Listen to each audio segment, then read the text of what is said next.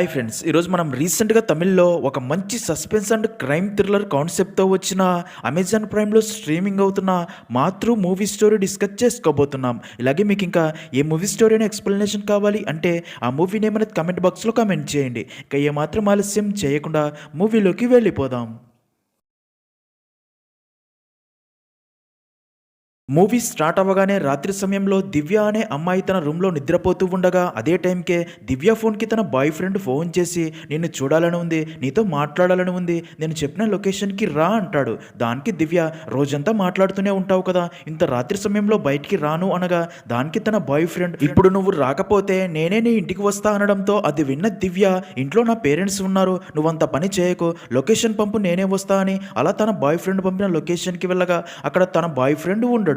ఆ ప్లేస్ అంతా చాలా నిర్మానుష్యంగా ఉండడంతో తన బాయ్ ఫ్రెండ్ కాల్ చేసిన నెంబర్కి మళ్ళీ కాల్ చేయగా కాల్ కనెక్ట్ కాదు. దాంతో దివ్యకి ఏం చేయాలో అర్థం కాదు. అయితే ఇక్కడే ట్విస్ట్. అప్పుడే ఫేస్లకి మాస్క్లతో బ్లాక్ సూట్తో ఉన్న కొంతమంది అమ్మాయిలు అక్కడికి వచ్చి దివ్యాని రౌండప్ చేస్తారు. వారిని చూసిన దివ్య భయపడిపోతూ ఎవరు మీరని అడగ్గా వారు ఎలాంటి సమాధానం చెప్పకుండా దివ్యాని బలవంతంగా అక్కడ నుండి కిడ్నాప్ చేసి వ్యాన్లో తీసుకెళ్లిపోయినట్లు చూపిస్తారు. సీన్ కట్ చేస్తే ఇక్కడే మనకి మన మూవీలో మెయిన్ క్యారెక్టర్ అయిన వాసుని చూపిస్తారు. ఇక్కడే మనకు తెలిసే ఒక విషయం ఏంటంటే వాసుకి తన అమ్మ అంటే చాలా ఇష్టం. అయితే వాసు చిన్నతనంలోనే ఒక రోజు సడన్గా తన అమ్మ కనిపించకుండా పోయి ఉంటుంది. వాసు ఫాదర్ తన భార్య కోసం పోలీస్ కంప్లైంట్ ఇచ్చి చాలా వెతికి ఉంటాడు. కానీ తన భార్య గురించి ఎలాంటి ఇన్ఫర్మేషన్ తెలియకపోవడంతో తన భార్య గురించి ఆలోచిస్తూ బాధపడుతూ వాసుని చిన్నతనం నుండి ఎంతో ప్రేమతో పెంచుతూ ఉంటాడు. ఇంకా వాసు మాత్రం ఇప్పటికీ కూడా తన అమ్మ గురించి ఆలోచిస్తూ అసలు తన అమ్మకి ఏమైంది, ఎందుకు కనబడకుండా పోయింది, తను ఎక్కడ ఉందో అని ఆలోచిస్తూ బాధపడుతూ ఉంటాడు. ఇదిలా ఉంటే మరో పక్క ఇన్స్పెక్టర్ శంకర్ కొంతమంది రౌడీలను అరెస్ట్ చేసి పోలీస్ స్టేషన్కి తీసుకుని వచ్చి బాగా కొడుతూ ఉంటాడు. ఇక్కడే మనకు తెలిసే విషయం ఏంటంటే ఇప్పటికే ఈ సిటీలో దివ్యతో కలిపి చాలా మంది అమ్మాయిలు కనిపించకుండా పోయి ఉంటారు. అసలు అమ్మాయిల్ని కిడ్నాప్ చేస్తుంది ఎవరు, కిడ్నాప్ అయిన అమ్మాయిలు ఎక్కడ ఉన్నారు, అసలు కిడ్నాప్ కేసులో ఒక్క క్లూ కూడా దొరికి ఉండదు. ఇంకా శంకర్ ఇదే కేసును టేకప్ చేసి ఇన్వెస్టిగేషన్ చేస్తూ సిటీలో అనుమానం ఉన్న రౌడీల్ని అరెస్ట్ చేసి పోలీస్ స్టేషన్కి తీసుకుని వచ్చి బాగా కొట్టి అమ్మాయిల కిడ్నాప్ గురించి అడుగుతూ ఉంటాడు. అయితే వారిని ఎంత కొట్టినా సరే ఆ కిడ్నాప్లకి తమకి సంబంధం లేదు అని చెప్తారు. దాంతో ఆ కిడ్నాప్లకి వారికి నిజంగానే సంబంధం లేదని అర్థమైన శంకర్ వారిని వదిలేస్తాడు. ఇదిలా ఉంటే మరో పక్క దివ్యాని కిడ్నాప్ చేసి తీసుకెళ్లిన వారు దివ్యాని ఒక సీక్రెట్ ప్లేస్లో బంధించి బాగా టార్చర్ చేస్తూ ఉంటారు. దివ్య ఏడుస్తూ తనని వదిలేయమని వారిని రిక్వెస్ట్ చేస్తూ ఉంటుంది. అప్పుడే అందులోని ఒక లేడీ దివ్యతో ఒక్కసారి మా ప్రపంచంలోకి వస్తే బయటి ప్రపంచం మర్చిపోవాలి లేదా ప్రాణమైనా వదిలేయాలి అని వార్నింగ్ ఇస్తుంది. దాంతో అది విన్న దివ్య మరింత భయపడిపోతుంది. నెక్స్ట్ సీన్లో కాలేజీలో ప్రొఫెసర్ అయిన స్వామిని చూపిస్తారు. స్వామి తన స్టూడెంట్స్కి సైకాలజీ గురించి ఎక్స్ప్లెయిన్ చేస్తూ ఉంటాడు. స్వామి తన స్టూడెంట్స్తో మనిషి రోబోని సృష్టించినట్లే మనిషిని కూడా ఒక రోబోలా మార్చవచ్చు అని, science plus neurology is equal to human mind అని, మన బ్రెయిన్ టీవీ రిమోట్ అయితే మనకి వచ్చే థాట్స్ టీవీలో ఉన్న సిగ్నల్స్ లాంటివి అని, రిమోట్కి టీవీకి మధ్య ఉన్న సిగ్నల్స్ లాంటివే మన బాడీలో ఉన్న నర్వస్ సిస్టమ్ అని చెప్తూ మన బ్రెయిన్తో ఏదైనా చేయవచ్చు, ఎదుటివారి మైండ్ని చేంజ్ చేసి మనం ఏం చేయించాలి అంటే వారితో అది చేయించవచ్చు అని చెప్తూ ఉంటాడు. మరో పక్క వాసు అండ్ తన ఫ్రెండ్ టిఫిన్ చేస్తూ ఉండగా అప్పుడే వాసు ఫాదర్కి హెల్త్ బాగోలేదని గమనించిన వాసు తనని హాస్పిటల్కి తీసుకుని వెళ్ళి డాక్టర్ అపాయింట్మెంట్ కోసం వెయిట్ చేస్తూ ఉండగా అప్పుడే వాసు అక్కడే ఉన్న ప్రియ అనే అమ్మాయిని చూసి వాసుకి ప్రియ మొదటి చూపులోనే బాగా నచ్చడంతో తనని అలాగే చూస్తూ తన గురించి డీటెయిల్స్ తెలుసుకోగా ప్రియ అదే హాస్పిటల్లో సైకియాట్రిస్ట్ డాక్టర్గా పనిచేస్తుంది అని తెలిసి తన ఫాదర్కి చెకప్ అయిపోయాక తనకి తన అమ్మ గుర్తొచ్చిన ప్రతిసారి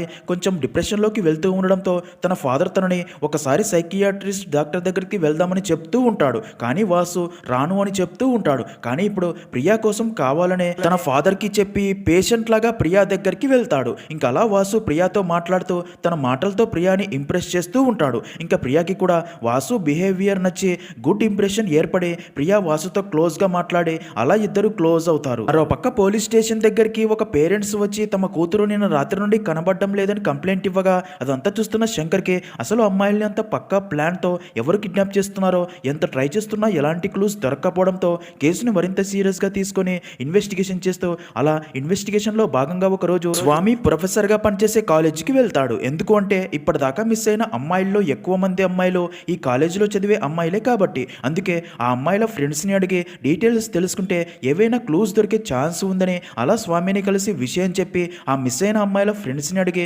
డీటెయిల్స్ తెలుసుకున్నా సరే ఎలాంటి క్లూస్ దొరక్కపోవడంతో శంకర్ అక్కడ నుండి తిరిగి వెళ్ళిపోతాడు. సీన్ కట్ చేస్తే వాసు అండ్ ప్రియా ప్రతిరోజు కలుస్తూ మాట్లాడుకుంటూ మరింత క్లోజ్ అవుతూ ఇద్దరు ఒకరికొకరు నచ్చడంతో ప్రేమించుకుంటూ ఉంటారు. అలాగే ఇద్దరు తమకి తప్ప తాము మాట్లాడుకునేది ఎవ్వరికీ అర్థం కాకుండా ఒక సీక్రెట్ కోడ్లో మాట్లాడుకుంటూ ఉంటారు. నిజానికి ఈ కోడ్ లాంగ్వేజ్ వాసుకి చిన్నతనంలో తన అమ్మ నేర్పించి ఉంటుంది. ఇప్పుడు వాసు అదే సీక్రెట్ కోడ్ లాంగ్వేజ్ ని ప్రియాకి నేర్పించి అదే కోడ్ లాంగ్వేజ్ లోనే ఇద్దరు మాట్లాడుకుంటూ ఉంటారు. ఇదిలా ఉంటే మరుసటి రోజు శంకర్ కి సిటీలో మరొక అమ్మాయి మిస్ అయిందని ఇన్ఫర్మేషన్ రావడంతో శంకర్ తన టీంతో ఆ అమ్మాయి మిస్ అయిన చివరి లొకేషన్ కి వెళ్ళగా అక్కడ ఆ అమ్మాయి స్కూటీ ఉంటుంది. అప్పుడే శంకర్ కి తెలిసే విషయం ఏంటంటే ఇప్పటిదాకా మిస్ అయిన అమ్మాయిలాగే ఈ అమ్మాయికి కూడా ఒక ఫేక్ నెంబర్ ఫేక్ వాయిస్ తో కాల్ చేసి అమ్మాయిని ట్రాప్ చేసి ఇక్కడికి రప్పించి ఆ అమ్మాయిని కిడ్నాప్ చేసి తీసుకెళ్లారని తెలుస్తుంది. ఇంకా అక్కడ ఉన్న స్కూటీని క్లియర్ గా చెక్ చేసిన శంకర్ కి ఆ స్కూటీ సీట్ మీద ఒక కోడ్ వర్డ్స్ ఉండడం గమనించి ఒకవేళ ఇది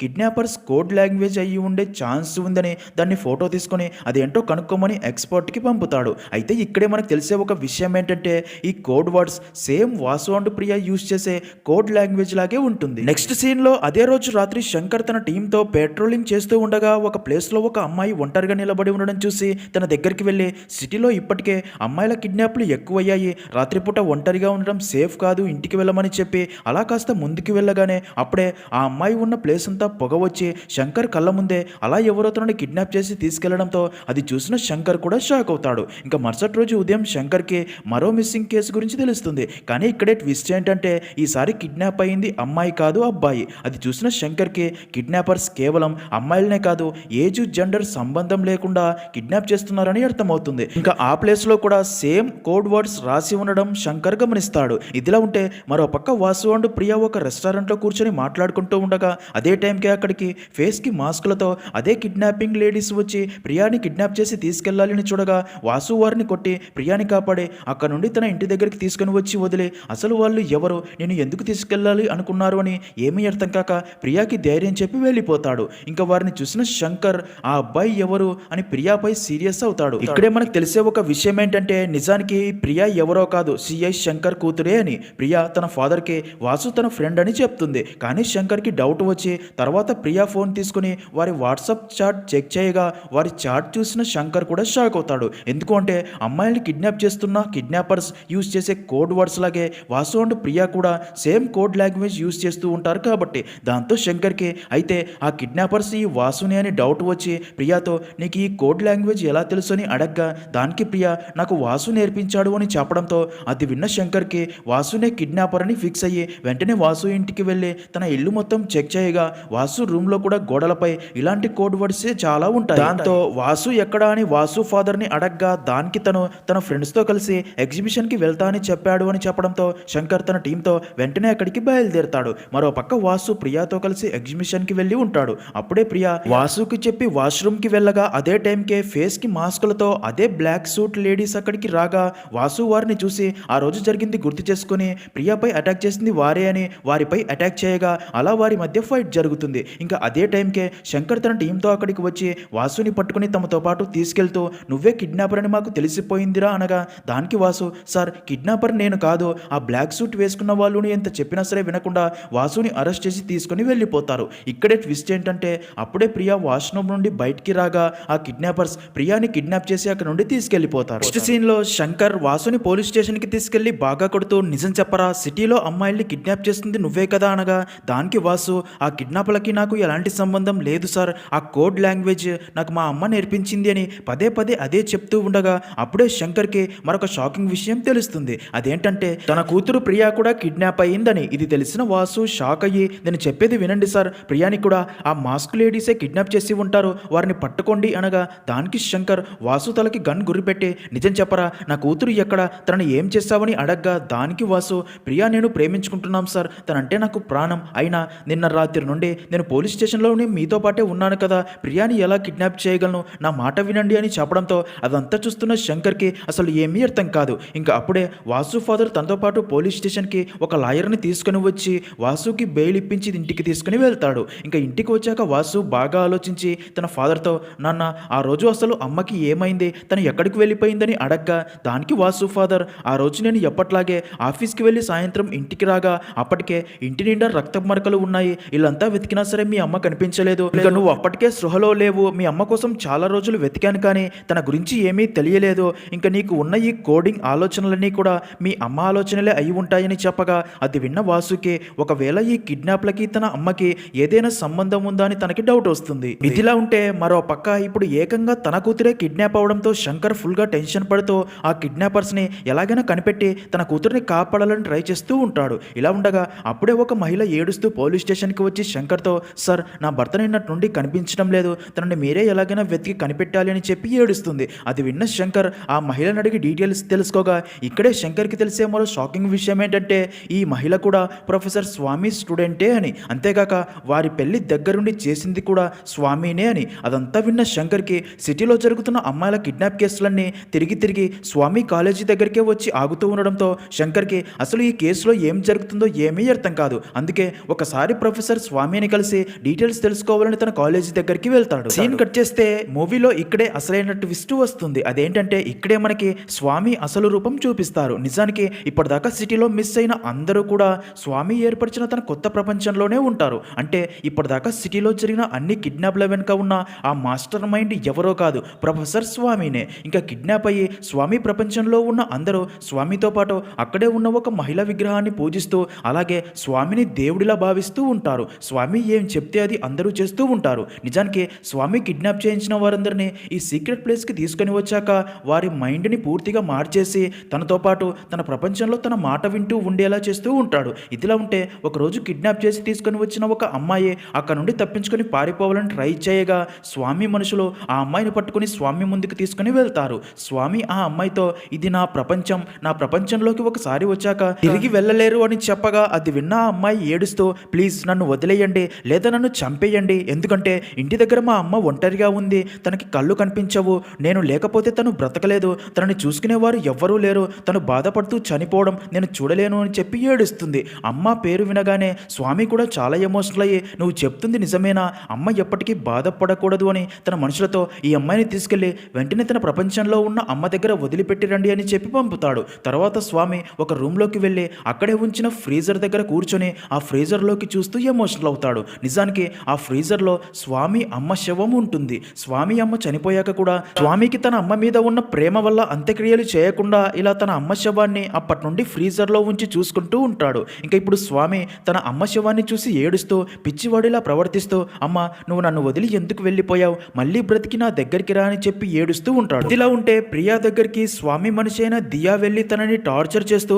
నిజం చెప్పు, మా బాస్కి మాత్రమే తెలిసిన ఈ కోడ్ లాంగ్వేజ్ గురించి నీకు ఎలా తెలుసు అని అడగ్గా దానికి ప్రియా ఈ కోడ్ లాంగ్వేజ్ నాకు నా బాయ్ ఫ్రెండ్ నేర్పించాడు, మేమిద్దరం ప్రతిరోజు ఇదే కోడ్ లాంగ్వేజ్లో చాట్ చేసుకుంటూ ఉంటామని చెప్తుంది. దానికి దియా నీ బాయ్ ఫ్రెండ్ ఎవరు, తన పేరేంటి, తను ఎక్కడ ఉంటాడని అడగ్గా అది విన్న ప్రియా వాసు పేరు చెప్తే తను కూడా ప్రాబ్లమ్స్లో ఇరుక్కుంటాడు అని తన పేరు చెప్పను అంటుంది. దాంతో దియా నీతో నిజం ఎలా తెప్పించాలో నాకు బాగా తెలుసు అని సీరియస్ అయ్యి అక్కడ నుండి వెళ్ళిపోతుంది. ఇంకా తర్వాత ప్రియా గోడపై వాసు ఫేస్ డ్రా చేసి కోడ్ లాంగ్వేజ్లో ఏదో రాస్తుంది. అయితే అప్పుడే అటుగా వెళ్తున్న అంజలి ఆ కోడ్ లాంగ్వేజ్ చదివి ప్రియా దగ్గరికి వెళ్ళి నీకు ఈ కోడ్ లాంగ్వేజ్ ఎవరు నేర్పించారని అడగ్గా దానికి ప్రియా నాకు నా బాయ్ ఫ్రెండ్ నేర్పించాడు అంటుంది. కోడ్ లాంగ్వేజ్లో Priya I miss you Vasu come and save me అని రాసింది అంజలి చదివి నీ బాయ్ ఫ్రెండ్ వాసునా అని అడగ్గా దానికి ప్రియా వాసు మీకు కూడా తెలుసా అని అడుగుతుంది. దానికి అంజలి సమాధానం చెప్పలేని పరిస్థితి నాది, నన్ను నమ్మితే వాసు ఎక్కడ ఉంటాడో చెప్పు అనగా దానికి ప్రియా మిమ్మల్ని నమ్మాలి అంటే వాసు ఫాదర్ పేరేంటో చెప్పండి అంటుంది. దానికి అంజలి వాసు ఫాదర్ పేరు కరెక్ట్గా చెప్తుంది. అది విని ప్రియా షాక్ అవ్వగా అప్పుడే అటుగా స్వామి మనుషులు రావడంతో అంజలి భయపడుతూ అక్కడ నుండి వెళ్ళిపోతుంది. ఇంకా వాసు గురించి తనకి ఎలా తెలుసని ప్రియా ఆలోచనలో పడుతుంది. ఇదిలా ఉంటే మరో పక్క శంకర్ ఇన్వెస్టిగేషన్లో భాగంగా మళ్ళీ ఎంక్వైరీ చేయడానికి స్వామి కాలేజీకి వెళ్ళి ఒకసారి స్వామిని కలిసి మాట్లాడాలి అనుకోగా ఇక్కడే ట్విస్ట్, స్వామి కొన్ని రోజులుగా కాలేజీకి రావట్లేదు అని తెలిసి శంకర్ కొంచెం షాక్ అవుతాడు. సీన్ కట్ చేస్తే మరో పక్క స్వామి మనుషులు ఈసారి ప్లాన్ ప్రకారం వాసుని కూడా కిడ్నాప్ చేసి వారి సీక్రెట్ ప్లేస్కి తీసుకుని వెళ్ళి స్వామి ముందుకు తీసుకెళ్లబోగా వాసు వారిపై అటాక్ చేసి కొట్టి వారి నుండి తప్పించుకొని స్వామి సోల్జర్స్ లాంటి డ్రెస్ వేసుకుని వారిలో ఒకటిగా కలిసిపోయి అసలు వారు ప్రియాని ఎక్కడ దాచారో వెతుకుతూ ఉంటాడు. అలా తన మీద ఎవ్వరికి అనుమానం రాకుండా చివరికి ప్రియాని ఉంచిన గది కనిపెట్టి ప్రియా దగ్గరికి వెళ్ళి తనతో మాట్లాడడంతో ప్రియా వాసుని చూసి చాలా హ్యాపీగా ఫీల్ అవుతుంది. అప్పుడే వాసు ప్రియాతో నువ్వేం ఇంకా భయపడకు, నేను ఎలాగైనా మనం ఇక్కడ నుండి బయటపడే మార్గం కనిపెట్టి వచ్చి నిన్ను తీసుకెళ్తాను అని చెప్పి వెళ్ళబోగా అప్పుడే ప్రియా వాసుతో ఇక్కడే ఉండే ఒక మహిళ కూడా మన కోడ్ లాంగ్వేజ్ చదవగలుగుతుంది అని చెప్పగా అది విన్న వాసుకి ఒకవేళ తన అమ్మ అయి ఉంటుందేమో అని డౌట్ వచ్చి ప్రియాకి జాగ్రత్త చెప్పి అక్కడ నుండి బయటికి వెళ్లేందుకు దారి కోసం వెతకడం స్టార్ట్ చేస్తాడు. ఇంకా స్వామి అంటూ తన సోల్జర్స్ అందరూ కలిసి వాసు కోసం వెతుకుతూ ఉంటారు, కానీ వారు వాసుని కనిపెట్టలేకపోతారు. ఇంకా బాగా ఆలోచించిన స్వామి మళ్ళీ ప్రియా దగ్గరికి వచ్చి నిజం చెప్పు, నీ బాయ్ ఫ్రెండ్ ఎక్కడ ఉన్నాడని అడగ్గా దానికి ప్రియా ముందు నువ్వు ఇదంతా ఎందుకు చేస్తున్నావో చెప్పు అని అడగ్గా దానికి స్వామి నేను నా తల్లికి తప్ప ఎవరికి సమాధానం చెప్పను. అందరూ తమ తల్లిని దేవత అంటారు, కానీ నా తల్లి ఈ సృష్టికే దేవత, మనుషుల మధ్య పుట్టిన దేవత. నా తల్లి తను చేసిన త్యాగం ఇంకా ఎవ్వరూ చేయలేరు అని జరిగింది గుర్తు చేసుకుంటాడు. ఇక్కడే స్టోరీ ఫ్లాష్ బ్యాక్లోకి వెళ్తుంది. స్వామి అమ్మ ప్రెగ్నెంట్గా ఉన్నప్పుడు ఒకరోజు చెకప్ కోసం డాక్టర్ దగ్గరికి వెళ్ళగా తనని చెక్ చేసిన డాక్టర్ తనకి ఒక షాకింగ్ విషయం చెప్తాడు. అదేంటంటే మీకు ఒక రేర్ డిసీజ్ ఉంది అని, దానివల్ల మీరు గనక ఇప్పుడు మీ కడుపులోని బిడ్డకి జన్మని ఇస్తే మీ కంటి చూపు పూర్తిగా పోతుంది, అందుకే మీరు మీ బిడ్డని కడుపులోనే చంపుకోవడం మంచిది అని చెప్పగా అది విన్న స్వామి అమ్మ నా కడుపులో ఉంది కూడా నా ప్రాణమే కదా సార్, నాకు కంటి చూపు పోతే ఏంటి, నా బిడ్డ ఈ లోకాన్ని చూస్తుంది కదా, తన కంటి చూపే నా కంటి చూపులా బ్రతుకుతా అని డాక్టర్స్ ఎంత చెప్పినా వినకుండా అప్పటి నుండే కళ్ళకి గంతలు కట్టుకొని చీకటి ప్రపంచాన్ని అలవాటు చేసుకుంటూ అలా స్వామికి జన్మనిస్తుంది. ఇక స్వామి నాన్న ఆర్మీలో పనిచేస్తూ ఒక వార్లో చనిపోయి ఉంటాడు. దాంతో స్వామిని తన అమ్మ చిన్నప్పటి నుండే ఎంతో ప్రేమతో పెంచుతుంది. స్వామికి కూడా తన అమ్మ అంటే ప్రాణం. ఇంకా స్వామి కొంచెం పెద్దయ్యాక తన అమ్మకి కంటి చూపు పోవడానికి కారణం తనకి జన్మ ఇవ్వటమే అని తెలిసి చాలా బాధపడుతూ ఉంటాడు. ఇంకా అంతేగాక స్కూల్లో స్వామి క్లాస్మేట్స్ అందరూ కూడా స్వామి అమ్మని బ్లైండ్ అని ఏడిపిస్తూ ఉంటారు. అదంతా చూస్తున్న స్వామి ఏడుస్తూ ప్రతిరోజు ఒక గుడికి వెళ్తూ తన అమ్మకి తిరిగి కళ్ళు వచ్చేలా చేయమని ప్రార్థిస్తూ ఉంటాడు. ఈ విషయం తెలిసిన తన అమ్మ స్వామికి అర్థమయ్యేలా నాకు ఇంకా కళ్ళు రావు, ఇక మీదట నువ్వే నా కంటి చూపు, నువ్వు బాగా చదువుకొని ఉన్నత స్థాయిలో నేను చూడాలి అనేది నా కోరిక అని చెప్తుంది. సీన్ కట్ చేస్తే అలా కొన్ని సంవత్సరాలు గడిచిపోతాయి. స్వామి ఇప్పుడు ఒక కాలేజీలో ప్రొఫెసర్గా ఉంటూ అలాగే సైంటిస్ట్గా కొన్ని రీసెర్చ్లు కూడా చేస్తూ ఉంటాడు. ఇదే ప్రాసెస్లో స్వామి లైఫ్లోకి అంజలి వస్తుంది. నిజానికి అంజలి కూడా ఒక సైంటిస్ట్. అంతేకాక అంజలి స్వామిని ఇష్టపడుతూ అదే విషయం స్వామికి కూడా చెప్పి అలా స్వామికి కూడా అంజలి నచ్చడంతో ఇద్దరు ప్రేమలో ఉంటారు. ఇంకా అంజలి స్వామి రీసెర్చ్కి హెల్ప్ చేస్తూ ఉంటుంది. ఇలా ఉండగా ఒకరోజు స్వామి తన అమ్మకి అంజలి గురించి చెప్పి తనని ఒకసారి ఇంటికి తీసుకొస్తాను అని చెప్పగా దానికి స్వామి అమ్మ నాకు కంటి చూపు లేదు అని అంజలికి చెప్పావా లేదా, ఎందుకు అంటే అందరిలాగే తను కూడా నన్ను అసహించుకుంటుందేమో అనగా దానికి స్వామి అంజలి అలాంటిది కాదమ్మా, తను చాలా మంచిది అని చెప్పి అలా ఒకరోజు అంజలిని ఇంటికి తీసుకుని రాగా స్వామి అమ్మ బ్లైండ్ అని తెలిసిన అంజలి షాక్ అయ్యి తనతో సరిగ్గా మాట్లాడకుండా స్వామి దగ్గరికి వచ్చి తనతో మీ అమ్మ బ్లైండ్ అని నాకు ముందే ఎందుకు చెప్పలేదు, నేను నీతో లైఫ్ చాలా అందంగా ఆనందంగా ఉంటుందని ఎన్నో ఊహించుకున్నాను, కానీ ఇప్పుడు నిన్ను పెళ్లి చేసుకుంటే నా జీవితాంతం మీ అమ్మకి సేవ చేస్తూ బ్రతకాలా, నాకు ఇలాంటి లైఫ్ వద్దని కోపంతో అక్కడ నుండి వెళ్ళిపోగా దాంతో స్వామి చాలా ఎమోషనల్ అవుతాడు. ఇంకా అదంతా చూసిన స్వామి అమ్మ కూడా చాలా బాధపడుతుంది. ఆ రోజు నుండి స్వామి అంజలిని గుర్తు చేసుకొని బాధపడుతుండడం చూసి స్వామితో తన అమ్మ నువ్వు మరొకసారి అంజలిని కలిసి మాట్లాడు, తను తప్పకుండా నిన్ను అర్థం చేసుకుంటుంది, అలాగే నేను చిన్నప్పటి నుండి బ్లైండ్ కాదు అని చెప్పు అని పంపగా అలా స్వామి అంజలితో మాట్లాడడానికి తన ఇంటికి వెళ్ళగా ఇక్కడే ట్విస్ట్. అప్పటికే అంజలి మరొక వ్యక్తిని పెళ్లి చేసుకోవడానికి పెళ్లి కూతురులా రెడీ అయ్యి ఉంటుంది. అది చూసిన స్వామి షాక్ అయ్యి అంజలితో ఒకసారి మాట్లాడాలని చూడగా అంజలి అందరి ముందు స్వామిని తిట్టి అక్కడ నుండి వెళ్ళిపోమంటుంది. దాంతో స్వామి చాలా ఎమోషనల్ అయ్యి ఇంటికి వచ్చి బాధపడుతూ నిద్రపోతున్న తన అమ్మకి జరిగింది చెప్పబోగా ఇక్కడే ట్విస్ట్. అప్పటికే తన అమ్మ కూడా చనిపోయి ఉంటుంది. దాంతో స్వామి పిచ్చివాడిలా ప్రవర్తిస్తూ ఏడుస్తూ అమ్మా లే,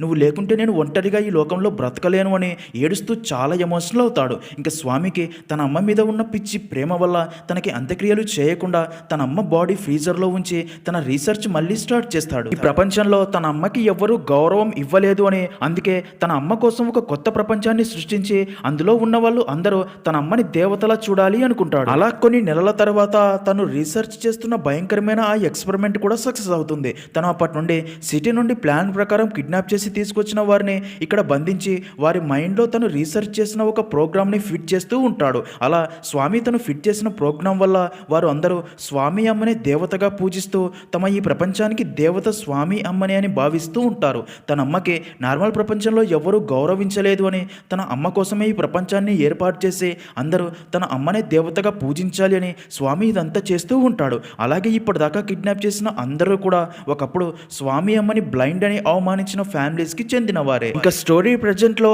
వాసు బయటికి వెళ్లే దారి కోసం వెతుకుతున్న సమయంలో అంజలిని చూస్తాడు. వాసుని చూసిన అంజలి కూడా చాలా ఎమోషనల్ అవుతుంది. ఇక్కడే అదిరిపోయే ట్విస్ట్ ఏంటంటే అంజలి ఎవరో కాదు, వాసు అమ్మనే. నిజానికి స్వామి తన రీసెర్చ్ రీసెర్చ్ సక్సెస్ అయ్యాక వాసు చిన్నతనంలో అంజలిని తన ఇంటి నుండి తీసుకొని వచ్చి అంజలి ద్వారానే స్వామి ఈ కోడ్ లాంగ్వేజ్ నేర్చుకుని ఉంటాడు. ఎందుకంటే అంజలి ఈ కోడ్ లాంగ్వేజ్లో ఎక్స్పర్ట్ కాబట్టి. ఇంకా వాసు తన అమ్మని చూసి చాలా ఎమోషనల్ అవుతాడు. అలాగే తన అమ్మ అండ్ ప్రియాని అక్కడ నుండి తీసుకెళ్ళాలి అనుకోగా అంజలి తనతో ఇక్కడ నుండి వెళ్ళడం అంత ఈజీ కాదు, ముందు మనం స్వామి బ్రెయిన్ వాష్ చేసిన ఇక్కడి వారందరినీ నార్మల్ అయ్యేలా చేయాలి, వారి మైండ్ నుండి ప్రోగ్రామ్ని డియాక్టివేట్ చేయాలి, లేదంటే వారు మనల్ని కూడా చంపుతారు. ఆ ప్రోగ్రామ్ డియాక్టివేట్ చేయడానికి ఒక సర్వర్లో పాస్వర్డ్ ఉంది, అది ఎక్కడ ఉందో స్వామికి మాత్రమే తెలుసు, ఆ సర్వర్ని కనిపెడితే వీరందరినీ కాపాడవచ్చు అని చెప్తుంది. ఇంకా అదంతా సీసీటీవీ కెమెరా ద్వారా చూసిన స్వామి మరింత కోపంతో రగిలిపోతాడు. తన సోల్జర్స్తో చెప్పి అంజలి అండ్ వాసుని పట్టుకుని వాసుని చంపాలి అని చూడగా వాసు కూడా వారిపై అటాక్ చేస్తాడు.